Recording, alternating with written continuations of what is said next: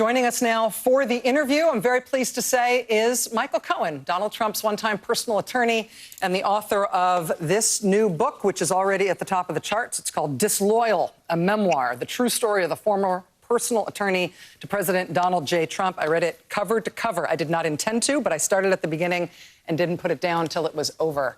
Mr. Cohen, thank you so much for agreeing to do this. I know you have a lot of choices about who to talk to about this. Thank you for being here. And thank you, Rachel. Thank you very much for having me. Let me just start by asking how you're doing. I know you're back at home. You're under home confinement. You had a strange circumstance where you were out on furlough and then put back in Otisville, and then a judge intervened so that you're back at home. It's got to have been a real whipsaw. Yeah, this has been some ordeal. I mean, some people have said I'm the first political prisoner in my own country based upon failing to sign over my constitutional rights. And I really do have to thank the lawyer, Danya Perry, who did a brilliant job in the order to show cause, and Judge Hellerstein, whose opinion could not have been more accurate by calling the actions retaliatory. I mean, the Department of Justice remanded me back to prison while I was sitting in a waiting room, expecting to get an answer as to why the first paragraph that they gave to me was so violative of anyone's First Amendment rights. Next thing I know, there's three marshals standing behind me. Mr. Cohen, stand up and face the wall. And not only did they handcuff me, which was completely unnecessary anyway, I'm not a risk. I scored the lowest on possible numbers when it comes to the BOP, but they shackled me as well. I mean, this was a rough experience. Wow. In terms of your life now and what your life is like under home confinement and releasing this book, I know there are multiple ongoing investigations that seem to have been triggered by or that intersect with the testimony that you've given, investigations by the New York State Attorney General and the Manhattan District Attorney, potentially some federal investigations out of the U.S. Attorney's offices in Eastern and Southern districts in New York. And I know you can't talk about ongoing live investigations, but are you in an ongoing way working with any investigators or providing testimony, or is that still part of your life, or is that something that's in the past? So you're right. I'm not permitted to discuss them other than to say that there are ongoing investigations into all of the actions that everybody has heard about for so long, including the Supreme Court case that now exists in order to obtain Mr. Trump and the Trump Organization's tax returns. You write in the book that you didn't have access in detail to Trump taxes, but we know that you had access to financial documents from the Trump Organization because you testified about it in great detail, in poetic detail in front of Congress in terms of basically what you described as sort of tax fraud or insurance fraud, potentially bank fraud, or efforts at that by the Trump Organization as the president routinely inflated or deflated the value of his assets depending on who was asking. If Cy Vance or other investigators do get access to the kind of financial records that you testified about, what do you expect? Do you think that that is stuff that's all going to be beyond the statute of limitations? Do you think that will be stuff that poses a threat to the president now? I think it poses a tremendous threat to the president, which, of course, is why he elected not to release his tax returns. Other than that, again, they are ongoing investigations, and it's probably best if I don't discuss any of the terms that or any of the questions that they've put before me. Let me ask you about the campaign finance charges, which you pled guilty to. The thing that I have never understood, and I have pursued this story as hard as I've pursued anything in the Trump era, and nobody's been able to explain this to me. Why were you the only one charged? You write in great detail about sort of coming up with this plan to cover up the payment, which was an illegal payment, with Alan Weisselberg. We've seen the checks that you provided to Congress, including at least one signed by one of the president's sons. It's clear that the Trump Organization was used to sort of launder that repayment. It's clear that AMI and David Pecker were involved in strands of this scheme. Why is Michael Cohen the only person who was charged? Because they elected to make me into the scapegoat. I did what I did. I took responsibility for it.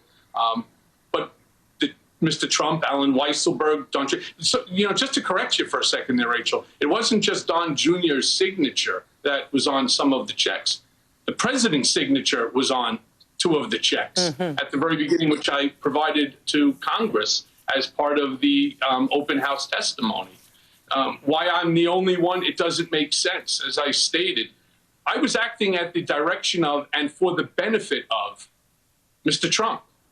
And how I became this guy, I'm not the one who had the affair. He did. I am the dummy who paid $130,000 to keep it quiet. But this was my conversation with Mr. Trump, with Alan Weisselberg and others. And I did it in order to protect him. And I guess the thank you that I got from my loyal boss was Michael Cohen should, as I once said, take a bullet for him and lose everything, lose my freedom, my company, my law license, my family's happiness, everything. To me, I'm with you. I don't understand it. The president is at least, though, named as individual one by prosecutors. And you, in your allocution, made very clear what you just made here in terms of the fact that this was directed by him for his benefit, and you were acting out his wishes, and so he's therefore the most culpable person. You make a point as almost the very last thing you say in the book, which I wanted to ask you about because I think it may relate to this.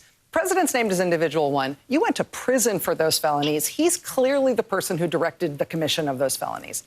But you say at the very end of the book that the president and Attorney General William Barr ousted the U.S. attorney in the Southern District of New York and tried to install effectively the president's golfing buddy as the new U.S. attorney there because the president, in your view, wanted to arrange for himself to be indicted while he's still in office, because that would give him the opportunity to pardon himself after he lost the election.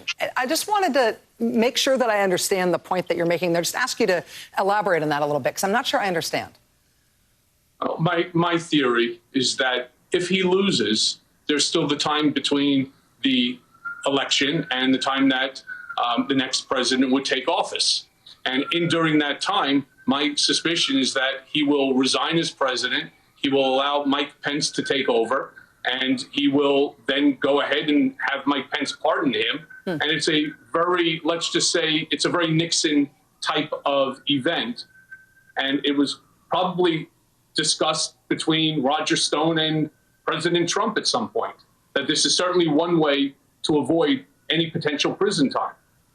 I suppose if he was going to do something like that, he could arrange for the type of pardon that Nixon, in fact, got, where Nixon hadn't been charged with anything. It was a prospective pardon that he basically arranged from Ford so as to make sure that he'd never be indicted after he left office. I suppose that same sort of arrangement could apply there, even if he wasn't, in fact, charged. Though we have to remember that it doesn't apply to state charges, nor does it apply to the charges that will be brought by Cy Vance's office. Yeah.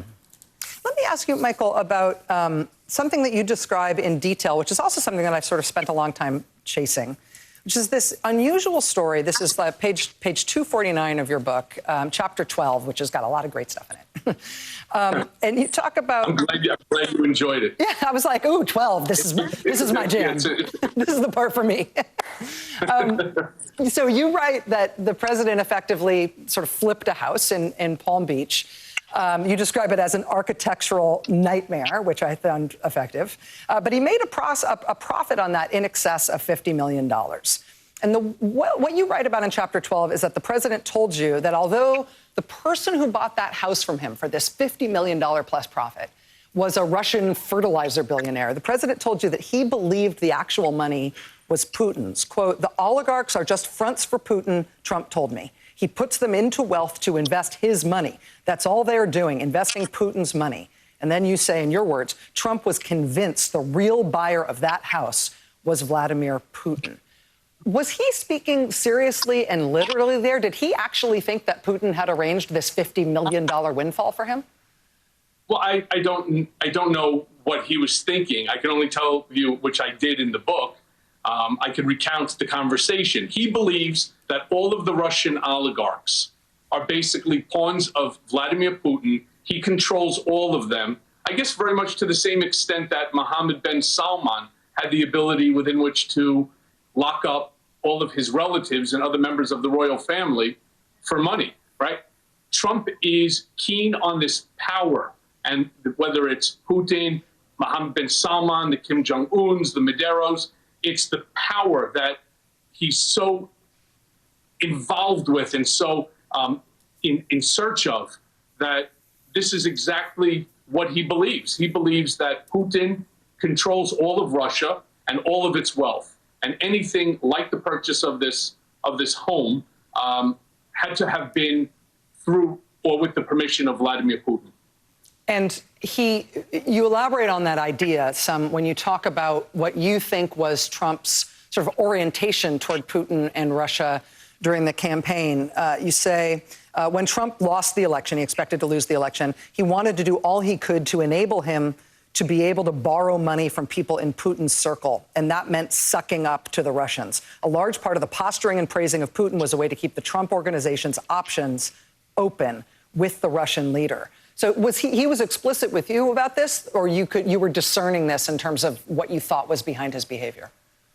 No, this is what's behind his behavior. Donald Trump, again, they're looking for and to do a project in Russia for many, many years, even prior to my joining the Trump organization in 2007.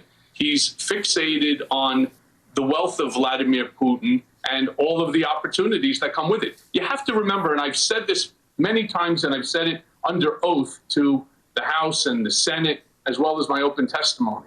Donald Trump never thought he was going to win this election. He actually didn't want to win this election. This was supposed to be, and it's how we started it, the greatest political infomercial in the history of politics. So if you take that line and you add to it the Trump Tower Moscow project, you'll understand that this was a branding deal. That's all that the presidential campaign started out as. This was a branding opportunity in order to expand worldwide. There's only one problem. Yeah. There's only one problem. He won. Yeah. Oops. Yeah. The way you describe the Trump Tower Moscow project is grander than I had previously understood. 120 floors, the free penthouse for Putin, luxury condos, a hotel, a gigantic spa. Is that not a brilliant idea, by the way? The largest tower in Eurasia. If you want to raise the price per square foot, you give to probably the richest man in the world, and certainly the most powerful in Russia, the penthouse apartment. So what does that do to the square footage of everything underneath it, right? It makes it enormously expensive because he'll just tell all of the other oligarchs buy it, or they'll just want to buy it on their own. So it's a brilliant move. It's just not if you're running for president. When you communicated with the Kremlin, I know you described you had one long conversation after trying to sort of move this along by getting in touch directly with the Russian government about the project. Was that part of the idea for Trump Tower Moscow conveyed to the Russian government? Did you talk to the Kremlin about the prospect of giving President Putin a free penthouse apartment? I had a long conversation with the young lady who was an assistant. I don't remember all of the questions, and I don't remember how in-depth regarding the project. And it was not the first and only conversation that I had with the Kremlin. One of the questions that was asked of me was, how did you get the Kremlin's number? And I said, I Googled it. And while we were sitting in the skiff, they actually Googled it. And yeah, the Kremlin's phone number comes up. And so I asked if I can speak with the secretary or the executive assistant for President Putin. They asked me why. And the first time I asked, I wanted to invite him to Trump Tower to have a hamburger with Mr. Trump while they were here for UNGA, the United Nations General Assembly. And he wasn't going to meet with Putin, with Obama. So I figured, why not have the two of them meet? It was just, again, it was a publicity stunt that Mr. Trump had asked me to do for him. Around the planning about that potential project, did you ever get to the point where financing for the project was discussed? Were Russian banks or Russian state-connected entities going to finance it? No, that was always one of the problems. I had three very specific rules when I was looking at deals. The first is I had to determine that they either owned or controlled a piece of property that the Trump organization would be willing to build on. We never got past prong number one. So there was never discussion with anybody about the financing of this project. There was never a piece of property to put it on, so you didn't know how big the property could be, let alone how much it would cost. Were Trump properties, condos and apartments and the like, were those, to your knowledge, from your time at the Trump Organization, used for money laundering purposes by organized crime figures or by foreign nationals? Did the Trump Organization do due diligence on that? There's been a lot of public reporting that some Trump properties were quite effective as large-scale money laundering mechanisms. Yeah, I'm not aware of any of that. I never saw that. I mean, there was one allegation. I was the treasurer of several of the Trump properties where I owned apartments in. I mean, that's really where I started. I bought them as investments prior to working for Trump. And like, for example, in the building that I live, which is a Trump building, I think we had one Russian family. And over at Trump World Tower, the same thing. There's a small percentage of the building that's Russian. I think what they were probably referring to was Trump Toronto, that had Russian money behind it, as well as Trump Soho, that had Russian money behind it. But to my knowledge, there was no money laundering scheme. Let me ask you about something else that came as a total surprise to me in the book, something I didn't see coming, and I'm not quite sure what to make of it. It's a little awkward because I am a cable news host, and it's about cable news. But you write in some detail about a primetime host at the Fox News channel speaking by phone with the president. You say the call is on your cell phone, and you've put it on speaker so the president can have this conversation, but you're there and it's on your phone. No, Rachel, I just connected the two calls together. Oh, I thought this one was on speaker on your phone. Well, let me say the way you quote it. You quote the host saying, "Mr. Trump, I can't come out publicly to endorse you at this time. It would destroy my credibility as it relates to you. But I want you to know that I am today and have always been behind you. I speak to Michael on a daily basis. Anything he has asked me to do that benefits you, I have done." I know that every cable news network is different and journalism is viewed differently by different people, but that seems like a crazy thing for somebody in the news business to pledge to a political candidate. What was going on there? They were behind him. Look, Mr. Trump's ratings were through the roof during the campaign, and everybody wanted a piece of him. And so, what did they do? They promised him the world. They pulled a Trump on Trump.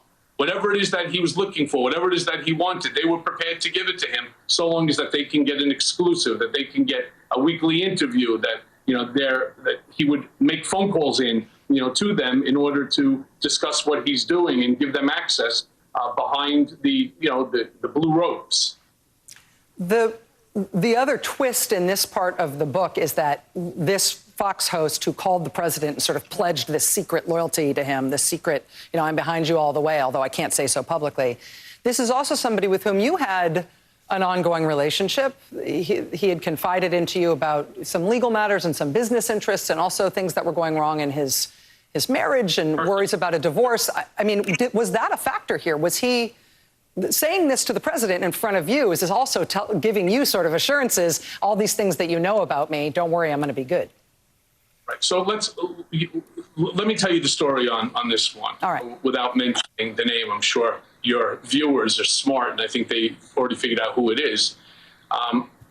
He was, as Corey Lewandowski would put it, he was in a timeout because there was allegations that he was really for Ted Cruz. And when Mr. Trump got word of this, he went apoplectic, and he basically refused to speak to him. He wanted nothing to do with him. He was incredibly cruel to him the one time that he spoke. And, it was my job to fix it. And I did that, at which point in time he explained that despite the fact that he happens to know Ted Cruz and he likes Ted Cruz, his loyalty was to Donald Trump. He is the one who he would want to see win in 2016. And anything that he can do behind the scenes to help, he would do it. And that was enough to convince Mr. Trump in order to take him out of the penalty box and to put him back in his good grace. And you don't think any of that dynamic had anything to do with your independent relationship with that host and you doing some basically consulting and confidant sort of work with him? No, the confidant stuff had nothing to do with it. It was really his own need and desire as a host in order to ensure that Mr. Trump would come on his shows, as well as having the access to the candidate who was rising in the polls, who was really he was the media's sort of interest at the time. No matter, I mean, the guy would go for a rally, they would cover it beginning to end, and he wanted to be a part of it. It was for his personal needs as a talk show host. Speaking of personal needs as a talk show host, this is now obviously becoming a slightly awkward conversation, but there's more of it ahead with Michael Cohen right after this. One of the other sort of unbelievable stories that, no, I don't mean literally unbelievable, I believe you, but you write that the president personally approved that insane story in the National Enquirer that was basically that Ted Cruz's dad killed JFK or was involved with Lee Harvey Oswald. You say that he personally approved it, and in fact, President Trump personally demanded that that photo of supposedly Ted Cruz's dad, appear on the front page of the Enquirer. Do you know if Senator Cruz knows that Donald Trump approved that personally and made that happen personally? Oh, he does now. You also say that the Enquirer, one after another, did hit pieces on all of President Trump's primary rivals. Was the president involved in okaying all of those stories too? Let me say this, and I want to be clear to you and to the viewers and everybody. Nothing happens without Mr. Trump's approval at the Trump Organization. To the same extent, nothing happens without President Trump's approval. He micromanages everything, especially and including things that he doesn't know anything about. But he was getting the National Enquirer to run all of those stories one after another on all the other Republican primary candidates? He was involved in all of those? Sure. So as each candidate was moving up, let's say Marco Rubio, David Pecker would reach out to me and he would give me a list of things that he was intending to do in order to squash Ted Cruz's or Marco Rubio's rise. Whoever was rising in the poll, that's who became the person that we needed to knock out of the campaign, out of the race. With Marco Rubio, you may remember there was photos of him in a swimming pool, that he had a drug problem, and all sorts of other, we'll call them salacious rumors. And every time that they would be made, they would be provided to me by David Pecker, I would immediately take them into Mr. Trump's office. We would sit down, we would talk about it, he would approve it, and then I would contact David. Next thing you know, 2 days later on the front cover, Marco Rubio has a drug problem. That is a remarkable campaign contribution to the Donald Trump for President campaign. At least legally, you think that might have been seen that way. It could certainly be seen, and I hate to say that there's other stations right now that are doing the same thing. They're becoming state-run television, as well as newspapers. That, if Donald Trump sneezed, it's the greatest sneeze in the history of the world, and front page news story, breaking news. Let me ask you about another sort of surprise appearance in your book. It's the appearance of Don McGahn, of all people, who, of course, has had a very unusual time in the spotlight as President Trump's White House counsel and as somebody who was a fulsome cooperator with the Mueller investigation even while he was serving in the White House. You write about arranging for a portrait of President Trump to be purchased at auction basically by a fake buyer. It was actually paid for out of funds from the Trump Foundation. That's part of what led the Trump Foundation to getting shut down by the New York Attorney General. But you report, and I didn't know this before, that one of President Trump's primary rivals also filed a complaint about this, reported this to the FEC as a potential campaign finance violation. And that Don McGahn, in his current role then at the FEC, is the one who quashed it? That's my understanding. Yeah, it was Don McGahn who had the final vote, and that's where it got quashed. It was a very funny story. I hope you liked it. He was afraid. He was afraid that either no one would buy it or it would go for just a few dollars. And I get called into the office, as I did 50 times a day. Michael, there's an auction going on in the Hamptons. So I'm like, oh, that's fabulous. You want me to go there and buy you something? Yeah, it's a 6-foot picture of me. I'm like, okay, what are we going to do with it? So he goes, well, we have to get the highest price of anybody by a multiple. And so, I know enough people who are significantly wealthy and friends of also Mr. Trump's. And I reached out to one in particular who's a great guy. And he was like, listen, I'm not hanging this in my apartment. So I said, well, I don't think Mr. Trump wants you to, but what we'll do is, he'll pay you back. Now, why he took it from the foundation, that's simply because he's cheap. He didn't want it to come from his own money, even though he believes the foundation money is his money as well. It was a ridiculous scenario in terms of even getting the money back. But we did, and he took it from the foundation, and that ended up resulting in the closure of the foundation based upon their failure to follow the guidelines. With that not becoming something that advanced at the FEC as a potential enforcement matter, do you think that Don McGahn's role at the FEC in quashing that is part of the reason why he was given the White House counsel's job? Was that a thank you or a payback? Is it any more the payback or thank you by Mark Meadows becoming chief of staff, or any of the other individuals who are now out there cheering the Trump cheer? And at the end of the day, he believes that this shows a sense of loyalty, and then therefore he could bring them in. And it was very much the same. It's the same thing. Donald Trump is an enigma, right? And it takes a while, which is what I tried to express in the book. By reading the stories and by reading the statements that I make and putting it all together, you get a real true understanding of what's going on inside of his head, a little better than just listening to the things that he says on television. Of course, another way to put that is watch what he does, not just what he says. Michael Cohen is my guest tonight. We will be right back with more after this. You write a little bit about the president and his courting evangelical leaders to put together the kind of coalition he would need to win the nomination. And you state pretty emphatically that you think the president is pro-choice, that he's pro-abortion rights, and that his anti-abortion... No, I know that for a fact. How do you know that for a fact? Because we've talked about it for years. He is not pro-life. He is pro-choice. Do you know if he has ever either paid for abortions or demanded somebody get one? I never did that, and I was never involved in any scenario like that with him. Okay. I'm going to ask you about one other subject that is sensitive, but it's in the news, and it's one of the few things that's happened recently enough that your book isn't up to the minute, up to date on it. And otherwise, the book is written you can tell you were editing right up until the very, very end.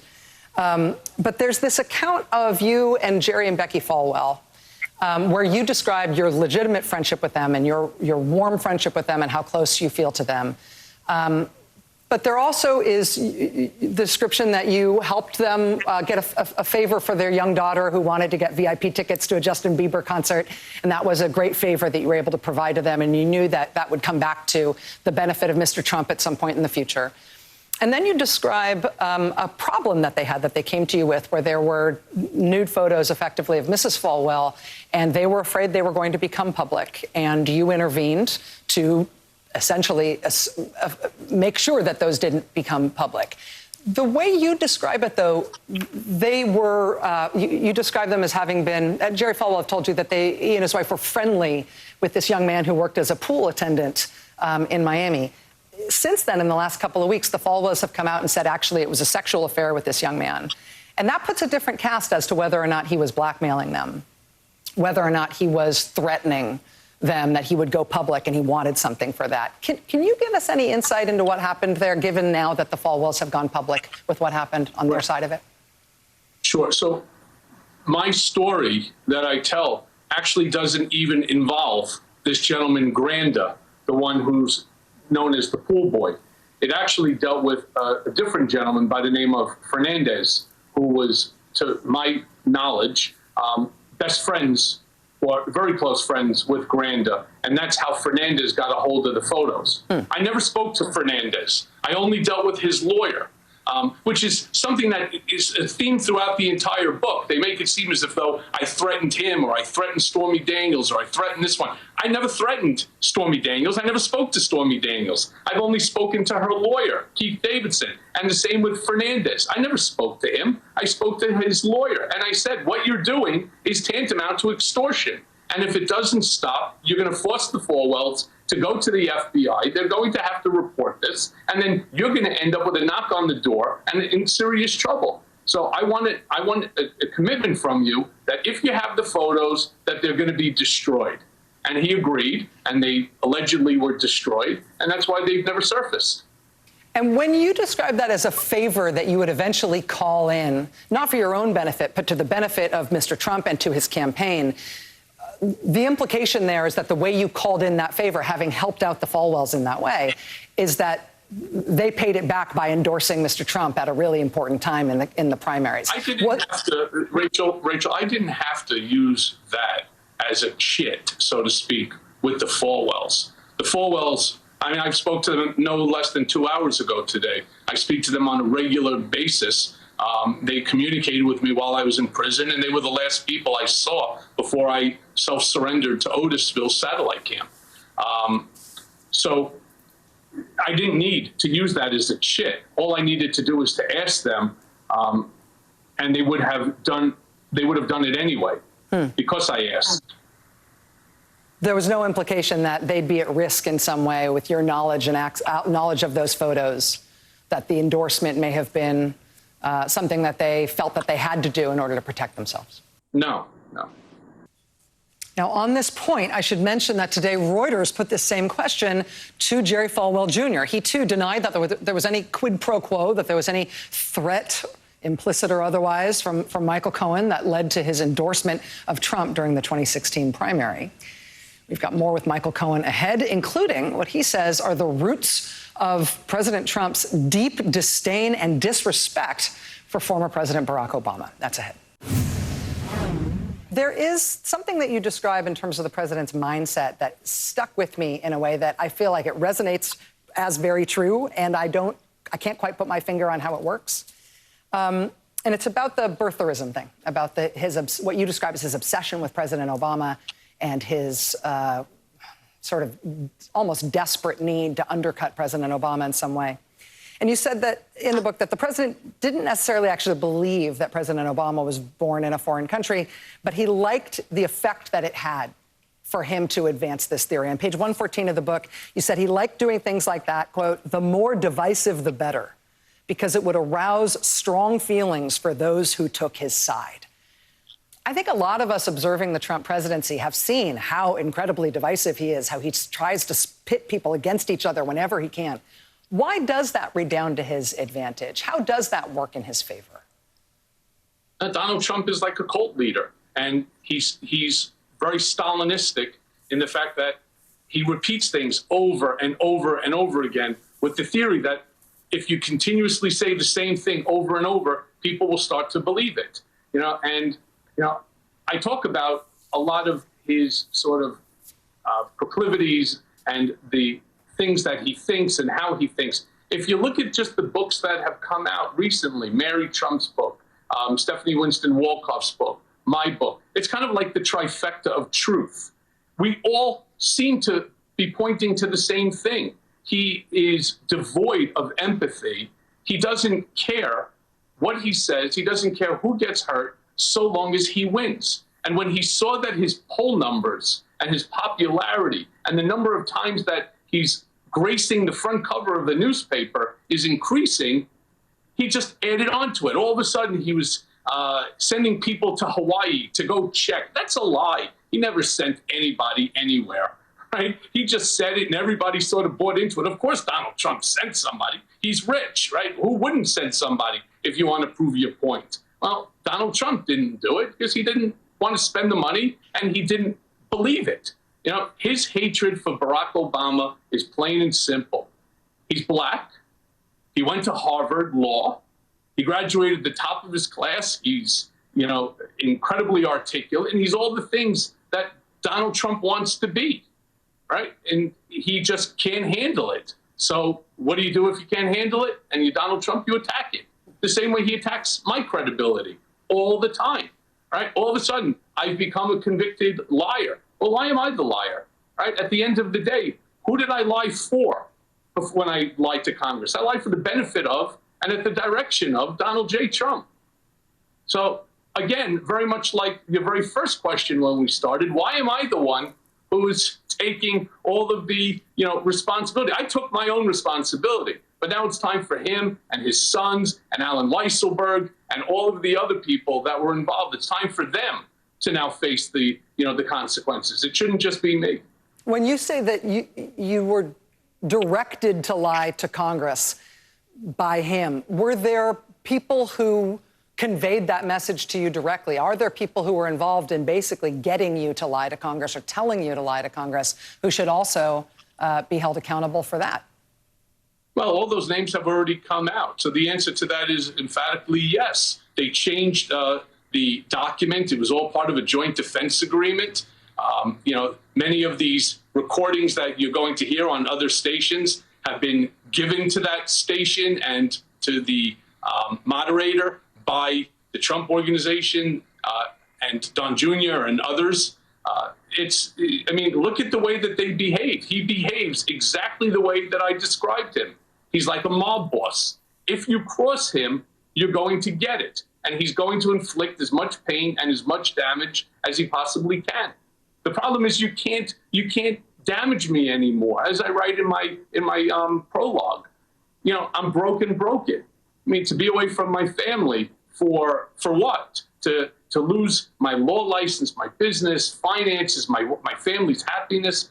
What do you think that you're going to do with your ridiculous tweets, right? And by the way, in his tweet of today, as I pointed out, he doesn't even spell properly. Liar is L-I-A-R. If you're going to call me something, at least have the decency to spell it right. Over time, do you feel like his sentience has declined? What you're describing there in terms of him spelling, or the way that he speaks, the way that he sometimes has trouble with words. Has that changed over time? Is he the same person when he speaks now that you recognize from your time working with him for all those years? He's not the same person that I knew going back years ago. He was always gruff. He was always a certain way. But the power that he now has gone to his head. He wants to be an autocrat. He wants to be the president of this country for life. He wants to be just like Putin, just like Kim Jong-un, just like Maduro. He wants to be just like Mohammed bin Salman. He craves this. He doesn't want to run for president. And that's why he says, well, what about 12 more years, 12 more years? He's not joking. Understand, Donald Trump doesn't have a sense of humor.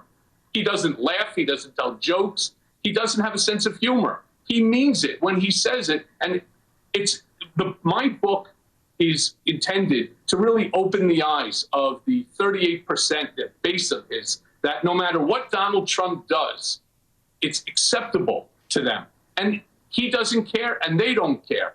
And he wasn't joking again when he said that he can kill someone on Fifth Avenue and get away with it. He means it. Okay, just ahead, I have one last question for Michael Cohen, which is about his corroboration of reporting about President Trump that has reportedly put the White House in a bit of a panic for a solid week now. Michael Cohen is in a unique position to potentially be able to corroborate that reporting. I'm going to ask him about that when we come back. Don't go away. I feel like the one thing that has broken through a little bit, at least this year, about that empathy deficit that you're talking about is the reporting that started in The Atlantic this week that's been backed up by a bunch of other news organizations, that he said terrible things about veterans, and particularly about people who've been wounded or killed in action for this country, that they're stupid and they're suckers and they're losers. Can you corroborate any of that? Has he talked about potential his avoiding service in Vietnam or anything else about veterans or his potential for serving in ways that make sense to you? Rachel, corroborate it. I said it 18 months ago before the House Oversight Committee. Everything that you're seeing now is sort of a preview to this really horror film that we have going on now called the Trump presidency. And to those that don't believe this, the sequel to it, 2020 horror, is going to be even worse than the 2016 one. I said it. He literally had his father go to a podiatrist to claim that he had bone spurs in his feet. He doesn't even remember which bone spur, which foot he had the bone spur in. That's impossible. I mean, I've had surgery. I had a bone spur in my left shoulder. I'm like, what are you? If I was 110 years old, I'd still remember where the scar is. I'd still remember that I had it in my left shoulder. How do you forget something like that? I mean, it's nonsensical. Plus, I was tasked by him, and I talk about it, in order to tamp down all of the media, all of the friends that I have in media, to tamp down the one-wide deferment, because he did not want it to detract from his claims that he is pro-veteran and he is the veterans' hope for America and for them, and that's why they should all vote for him. Mary Trump said that it was sort of family lore that Don Jr. would be disowned if he signed up for the military, that there was worry that he was going to sign up for the military. Maybe he'd voiced that he was going to, and President Trump told him that he'd be cut out of his inheritance if he did so. Do you ever hear anything about that? I haven't heard on that one, but I can tell you, and I talk about it quite frequently throughout the book, the relationship between father and son is a very, very cutting relationship. It was at times it was very hard to even be in the room. Trump used to say that he has the worst judgment of anyone that he's ever met, and I actually interceded on many occasions on behalf of Don, both in his personal life as well as his business life, to protect him from his father's wrath.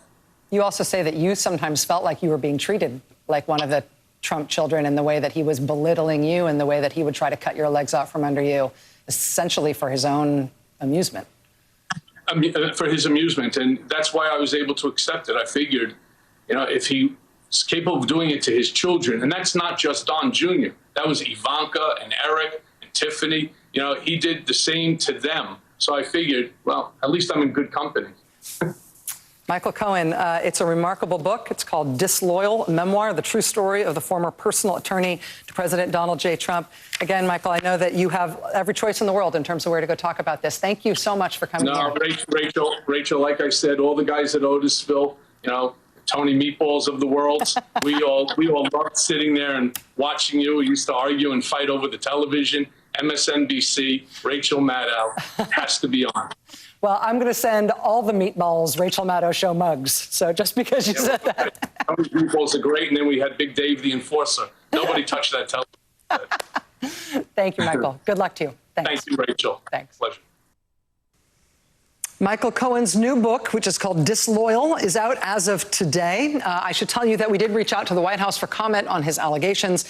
They told us that Michael Cohen's book is fiction and that he lied to Congress and has lost all credibility. I would point out in response that that's exactly what Michael Cohen's book is all about. And the person he blames for his own demise and all of ours is his longtime boss, President Trump. Whew. Thanks for being with us tonight. Now it is time for The Last Word.